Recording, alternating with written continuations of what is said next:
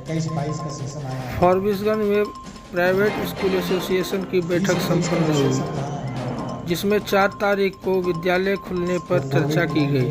बैठक को संबोधित करते हुए प्रखंड अध्यक्ष खुर्शीद खान, विश्व महामारी के रूप में हम लोगों को हिस्सा लिया और उसी में पूरा वो चला गया। इस कोरोना काल में बहुत सारे वक्ताओं ने अपने विचार के साथ ही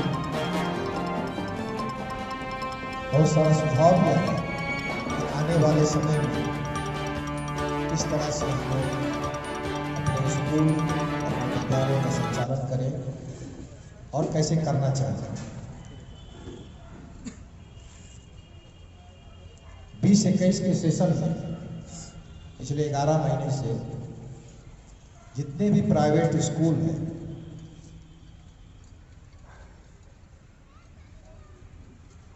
का कमर लगभग टूट चुका है,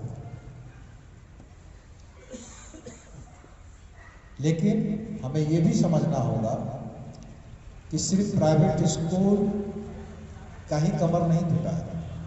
इस कोरोना काल में हमारे सम्मानित अभिभावकों का भी कमर टूटा है। तो सिर्फ अभिभावक को दोष देना मुझे नहीं लगता है कि ये सही होगा, क्योंकि हम लोग भी एक समाज के पार्ट है, वो भी हमारे ही साथ है।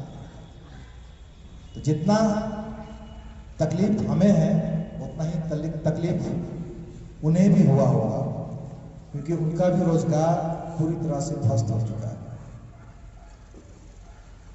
हाँ, ये सही है, वो शर्म से हो, लाज से हो, हम प्राइवेट स्कूल से जरूर वो मुंह चुराते हैं। उनके मुंह चुराने के पीछे उनकी आर्थिक स्थिति हो सकती है। इन सभी चीजों को हमें भी ध्यान रखना होगा, क्योंकि हम समाज में हमेशा से सदियों से स्कूल और स्कूल के प्रचार या स्कूल के शिक्षक सम्मानित व्यक्ति के रूप में जाना जाता रहा है और बुद्धिजीवी के रूप में जाना जाता रहा है। तो हमें इस बात को ख्याल रखना होगा कि वैसे अभिभावकों को जो पूरी तरह से लाचार हो चुके हैं, पूरी तरह से बर्बाद हो चुके हैं, उनको भी साथ लेके चलना होगा। पिछले 11 महीना 12 महीने से या पिछला बकाया जो है हम लोगों का, उनसे लेना है, लेकिन एक बार में नहीं, धीरे धीरे थोड़ा थोड़ा करके, क्योंकि हम लोगों का भी पूरा परिवार है। स्कूल में, एक विद्यालय में सिर्फ शिक्षक ही नहीं होते हैं, शिक्षक के साथ ड्राइवर होते हैं, स्वीपर होते हैं, खाना बनाने वाला होता है, उसके साथ बहुत सारा लोग जुड़ा हुआ होता है। तो सबके जीवन को, जीवन यापन कैसे बढ़िया से हो, इसको ध्यान में रखते हुए धीरे धीरे हम लोग उनको समझा करके प्यार से, अगर कुछ होना होगा तो कुछ छोड़ करके, कुछ डिबेट करके, लेकिन लेना है। फीस या पिछला बकाया या ईयरली फीस, जो अभी पिछला जो मार्च के बाद जो ईयरली फीस वगैरह आता है, क्योंकि सरकार के निर्देशानुसार हम लोगों ने सभी बच्चों को प्रमोट किया उसकी अगली क्लास के लिए। क्लास में तो अगले साल हम लोग प्रमोट कर दिए, लेकिन उसके बदले जो हम लोगों का ईयरली फीस वगैरह जो आता है वो तो साफ हो गया।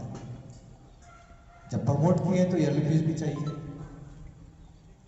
तो कोशिश करना है हम लोगों को कि प्यार से अपने अपने सुविधा के अनुसार बच्चे को जाने नहीं देना,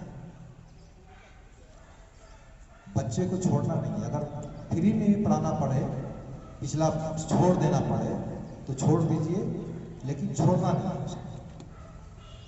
उसको भगाना नहीं, तभी हम लोग जिंदा रह सकते हैं। अगर बच्चा भागने लगा पैसे के कारण से, तो ये हमारी हार हो।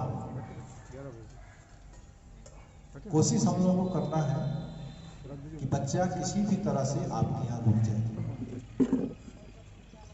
उसे रोकना है।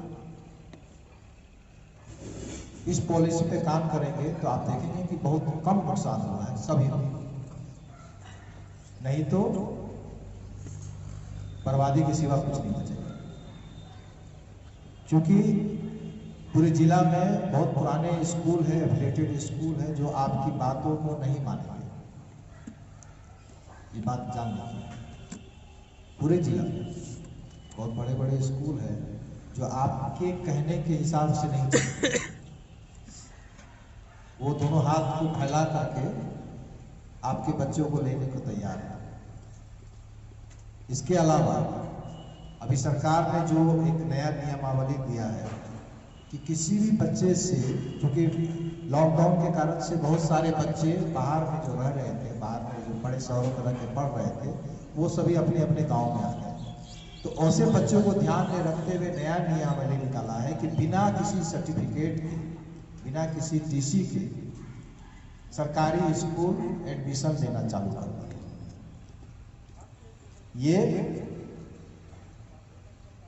ये हम लोगों के लिए बहुत ही एक तरह से डिजास्टर है। तो इस बात को भी ख्याल रखना है। जो गाइडलाइन आई है स्टेट गवर्नमेंट की स्कूल ओपनिंग की कल से, यानी कि 4 से, और इसमें 9 से लेकर 12 तक की स्कूल ओपनिंग होनी है कोविड-19 के अंदर।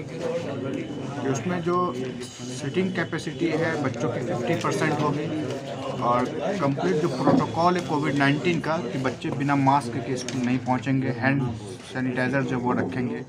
व्हीकल्स जो है वो आपका जो सीटिंग कैपेसिटी है व्हीकल्स की, उससे ज़्यादा बच्चे व्हीकल्स पर नहीं रहेंगे। इन सारे मापदंडों के साथ जो क्लासेस है कल से जो भी एफिलेटेड स्कूल हैं, मेनली तो 9-10 एफिलेटेड स्कूल ही में चल रही है, और बहुत सारे गवर्नमेंट स्कूल भी हैं, वहाँ क्लासेस स्टार्ट।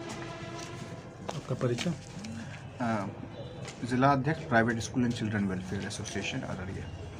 इनका प्रखंड स्तरीय एक बैठक आयोजित किया गया पाठशाला स्कूल में। इसमें मुख्य बिंदु था कि जो 4 तारीख को सरकार के द्वारा 9, 10, 11, 12 को खोलने का विचार किया गया, इस पर किस तरह से स्कूल चले, सोशल कोरोना काल में जो सोशल डिस्टेंसिंग या सैनिटाइजर के बारे में विस्तृत रूप से चर्चा की गई, कैसे स्कूल चलाना। सबसे पहले तो 4 तारीख से जो खुलने वाले स्कूल है वो हाई स्कूल है, और हाई स्कूल या तो फिर सरकारी होगा या फिर प्राइवेट में सीबीएसई बेस्ड होगा।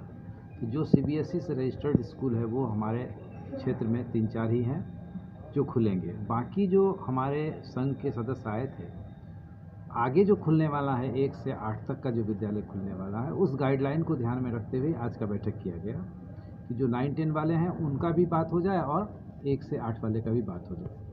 तो उसमें ये गाइडलाइन दिया गया कि बच्चे जो आएंगे, सरकार के द्वारा जो दिशा निर्देश दिया गया है, उस दिशा निर्देश के आधार पे हम लोग अभी तो तत्काल पहले 9-10 चले, फिर हम लोग जो 1 से 8 वाले क्लास को जो खोला जाएगा उसमें उसी मापदंड को रखा जाएगा या फिर कुछ चेंजिंग आएगी, ये तो सरकार का निर्देश आने के बाद ही कहा जा सकता है। अभी कुछ सरकार के जो शिक्षा विभाग का जो मापदंड है और उनसे जो गाइडलाइंस मिली है, उस गाइडलाइंस के माध्यम से हम लोगों की तैयारी चल रही है। और इस संदर्भ में पिछले 31 दिसंबर को जिला शिक्षा पदाधिकारी के भी अध्यक्षता में एक बैठक संपन्न हुई थी। इसमें जो गाइडलाइंस मिले हैं उसके आधार पे सारे कोचिंग वालों को भी इसकी सूचना दे दी गई है, और अपने अपने स्तर से सभी लोग तैयारियां भी कर रहे हैं। साफ़ सफाई का भी काम चल रहा है। कोविड-19 की जो सुरक्षा का जो मापदंड है उसको भी मापदंड पे उतारते हुए आगे की सारी चीज़ों को किया जा रहा है। साथ ही इस बात का बहुत ख्याल रखा जा रहा है कि बच्चों के बीच में सोशल डिस्टेंसिंग हो। एक बेंच पे 2 बच्चे बैठे, अगर बेंच छोटा है तो 1 बच्चे बैठे, और जो शिक्षक हैं उन्हें भी इस चीज़ के लिए तैयार किया जा रहा है ताकि वो क्लास को अच्छे तरीके से मैनेज करें, ताकि आने वाले समय में किसी प्रकार की घटना घटित नहीं हो।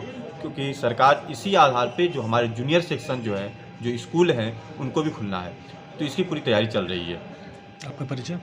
राशिद जुनैद, संस्थापक all India private coaching association.